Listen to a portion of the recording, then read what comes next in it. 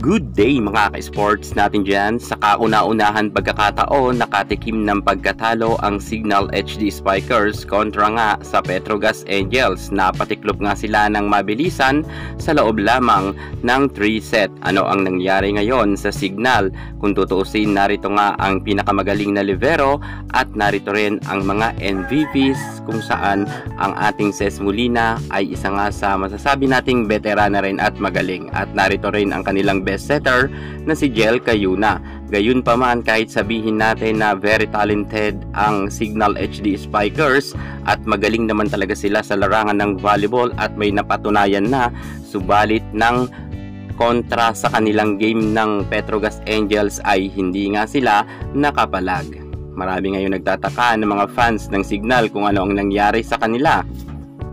Ang katotohanan at buong revelasyon ng pagkatalo ng Signal HD Spikers kontra sa Petrogas Angels ating sisiyasatin kung bakit tila ba di umano ay nawalan nga sila ng signal sa kanilang laban kontra sa Petrogas at hindi nga nakapalag or nakaporma man lang ang nasabi nating Signal HD Spikers. Panoorin nyo ang ating vlog hanggang sa dulo para malaman nyo kung bakit natalo ang Signal ng Petrogas Angels. Pero bago ang lahat, kung bago ka muna sa aking YouTube channel, subscribe na. Click ang ating notification bell at para lagi kang updated sa lahat ng issue pagdating sa volleyball. Susunod na.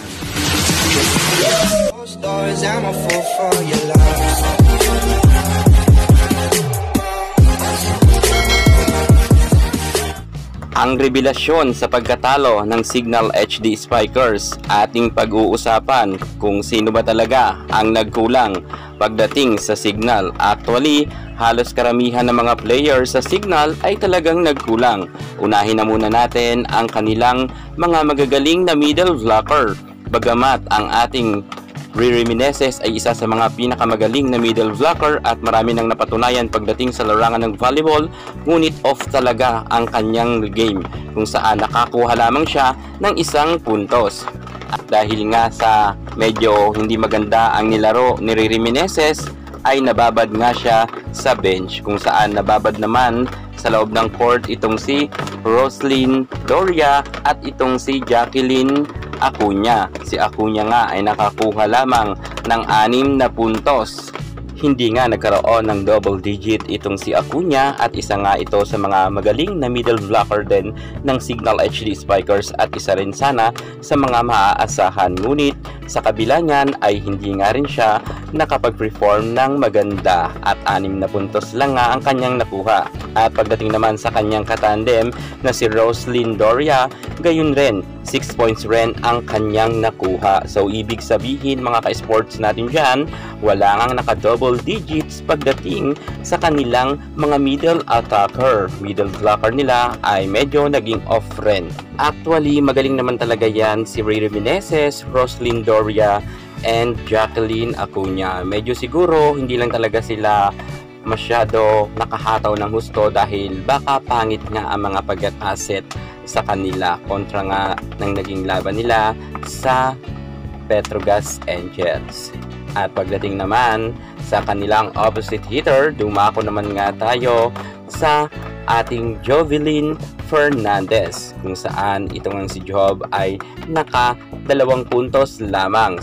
Medyo off nga rin ang laro ni Jovelyn Fernandez at hindi nga rin maganda ang naging kanyang mga paghampas sapagkat kung hindi nga ito nag-a-out ay talagang lagi na lang net. Puro error na lang ang naiambag. Pero magaling yan si Fernandez, baka kasi talagang inalat lang siya ng time na ipasok nga siya sa loob ng court at nang pinalitan naman siya ni Judith Abil, gayon rin hindi rin masyado ambag ng score itong si Abil at naka 2 puntos nga lang ito. So ibig sabihin talagang itong si Fernandez at Abil ay hindi rin nga masyado nakagawa ng scores. Kahit pagsamahin natin ang kanilang scores ay umabot lang ito sa 4 na puntos. At pagdating naman sa kanilang mga magagaling na outside spikers, dito naman medyo bumawi tayo ng konti. Vani Gandler kung saan nakakuha naman siya ng 9 na puntos. Medyo okay na rin tong si Vani Gandler at marami rin ang kanyang naipuntos. Pero syempre, hindi naman ito sasapat na puntos para maipanalo nila ang laban. Kung saan nga, kung ganito lang ang nakuha ni Vanny Gandler at ang kanyang mga kasamahan ay hindi rin masyado humataw sapagkat wala ngang naka-double digit sa kanila. Grabe, hindi natin to inaasahan. Ang Signal ay isa sa mga pinakamalakas na team at wala pang ang talo, pero ngayon nadungisan na nga sila ng isang talo kontra nga sa Petrogas Angels. At pagdating naman sa kanilang top scorer ay 9 nga lang ang mataas at 10, at ang nakakuha ng 10 points ay si Ces Molina. Meron man siyang 10 puntos, pero syempre hindi pa rin ito sasapat, lalo't mainit nga ang naging laban nila kontra kay Brock Van Sickle na humataw talaga ng husto, at maging si MJ Phillips ay humataw rin. Si Myla Pablo ay ganun rin. Halos karamihan nga ng Angels ay nagkaroon ng double digits ang kanilang mga star players. Samantalang pagdating sa Signal, si Ces Molina lang at si Vanny Gandler ang umangat. Si Gandler nga ay hindi pa naka-double digit dahil 9 na puntos lang ang kanyang naiambag. At si Ces Molina nga lang talaga ang nakakuha ng double digits at 10 points nga ito. Dahil dyan ay talagang hindi sila mananalo.